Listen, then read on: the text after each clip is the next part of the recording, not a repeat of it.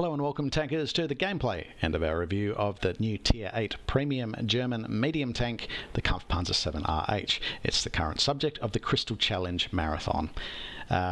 So this is just a gameplay review. If you want a detailed technical review, I do have an article I put together on my Wix site. So hopefully you're watching this video from the Wix site, but if you're not, I've put the link below so you can check that out. This is kind of more the too long didn't read version.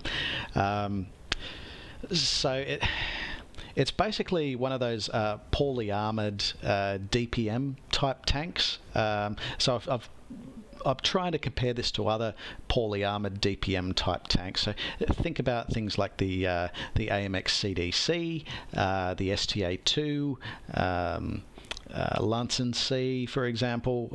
So these are the sort of tanks we'll be comparing this vehicle to.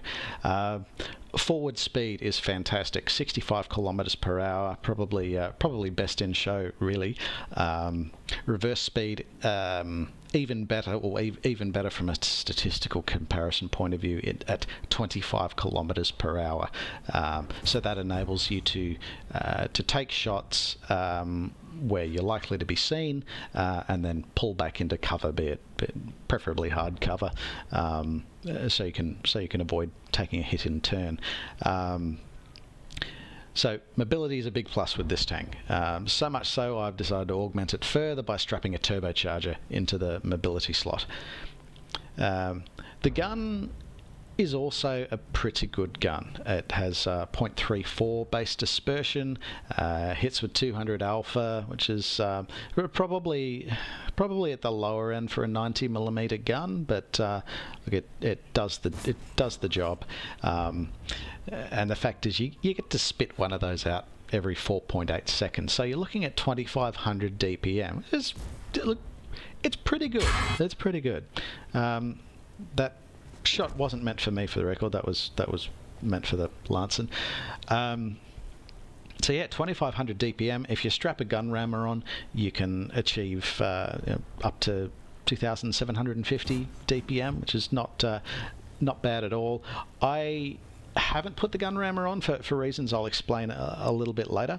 205mm base penetration is adequate for tier, but you can change that up to heat rounds if you want, and get 255mm of penetration.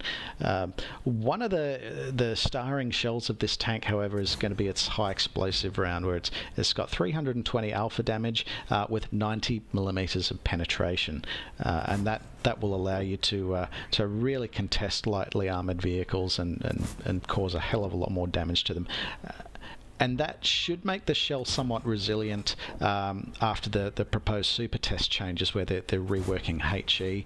I've covered that quite extensively in another article. I'm really flogging this Wix site today, but that's probably where a lot of my content is based, realistically. So yeah.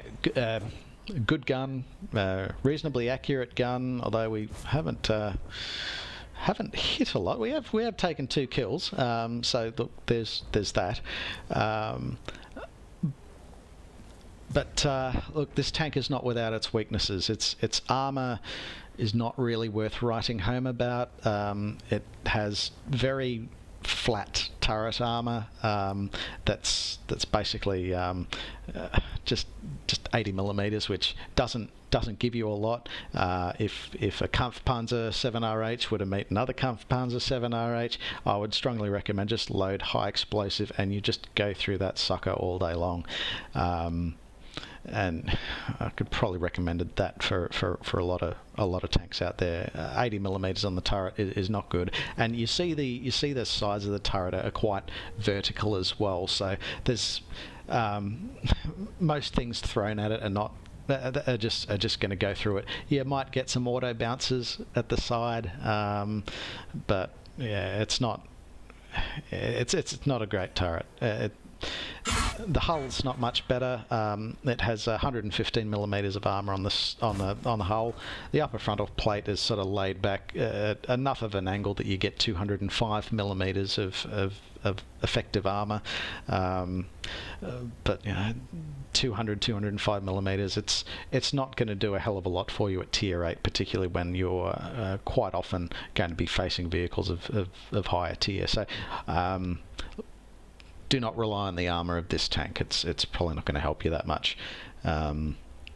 Granted, like if you're using the full 9 degrees of gun depression available to the tank, you end up with fairly decent effective armor at sort of 250 millimeters plus. But what happens when a shell hits that? Is it going to just ricochet up and then hit you in the thin turret anyway? So just bear that in mind. I'd treat the armor as protection from machine gun fire only. So we've talked about the mobility, we've talked about the gun, we've talked about the armor. We'll also talk about the concealment. The concealment of this vehicle is not good. I just did not have some great experiences when I took it out of the garage. Granted, it's better than some of the other some of the sort of poorly armored medium tanks of tier, but I found, like, in spite of having a decent crew, so it's got a Brothers in Arms crew, 3 out of 4 crew members are 100% on their concealment skill. In spite of that, I was getting outspotted a lot by things that I really felt shouldn't have been outspotting me. So that's where I switched out the gun rammer and I went to the low noise exhaust just to try and get every chance to not be seen. And I guess the more I sort of played the tank, the more I appreciated, well, yeah, you do have to play this tank from distance. Its mobility is great, but that's not mobility that's intended to get you to the front line. It's intended to get you away from the front line. It's intended to help you change firing angles, change positions, and use that very nice aim time and to sort of get an optimal angle on your enemy. Should your enemy become worn down sufficiently, that's when you can go in and use your DPM. Its hit point pool's not bad either at 1350.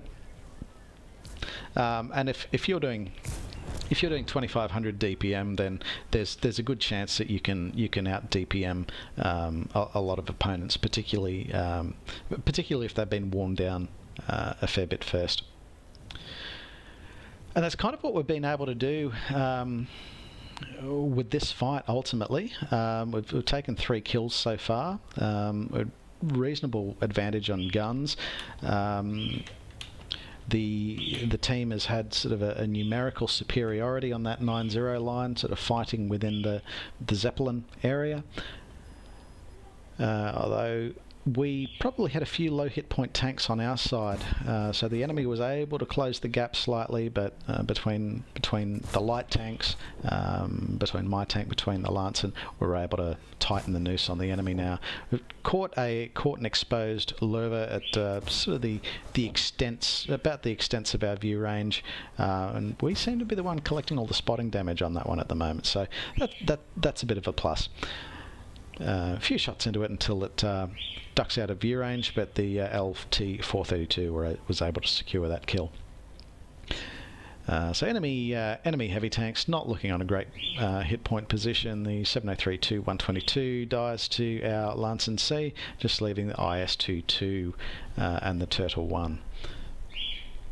So the IS-22 takes a hit. We make a shot. We don't manage to penetrate on that particular occasion.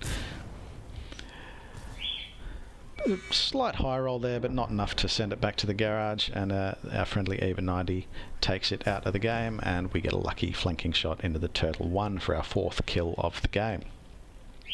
And that is match for a final score of 15-10. Let's take a look at the results. So there's a win for us in the KampfPanzer 7RH. For our efforts, we've picked up a Class 1 Mastery badge. We've also picked up the Bruiser Medal for causing damage at least 5 times to enemy internal modules and crew members. We've got the Fighter badge for taking 4 enemy heads this game, and of course the Fire for Effect Medal for doing at least our hit points of damage. Now, with 1,350 base hit points on KampfPanzer 7RH, we've sort of well and truly smashed that with over 2,400 damage caused. Looking at the team scores, look, full credit here to the Lansen C. They've had a fantastic game here. Well-deserved top placement by XP and damage, taking 5 kills and causing nearly 4,100 hit points of damage, so not too bad at all. Looking at the detailed report, reasonably profitable for us. We've come away with nearly 65,000 credits for our efforts, and that's with not firing a hell of a lot of premium ammunition on this occasion. And it's probably just as well because we weren't hitting a hell of a lot of our shots. We've fired 28 shots. We've only been able to penetrate just over half of them. So probably not the best display of gunnery for this tank, but I assure you, it's with that 34.34 dispersion, it can do the job quite well under the right circumstances. The playstyle I felt was a little bit dirty in that you're not really taking enemy tanks on until they're fairly weak, and you can start to bring your DPM into the game. As we tended to find out, that's where we had a lot of our success. Otherwise, you tend to be using your mobility to move around and flank the enemy, shooting exposed sides from distance, or at least with hard cover nearby that you can duck behind. It's not, because of its armor profile, it's not a tank you want to take into close ranges, and because of its concealment, it's not a tank that you want to be taking into close ranges either, because you just get seen. So yeah, using your mobility to switch angles quickly is key. Using your gun to just keep putting the damage into enemy vehicles, and preferably from exposed sides, and trying your darndest not to get seen and subsequently shot, because you just do not have the armor to withstand it. Anyway, there's a broader technical analysis in my Wix article, which I'll link below. So please, if you're interested in this tank and picking it up through the marathon, then by all means follow that, and you'll be better informed for it. In the meantime, take care out there.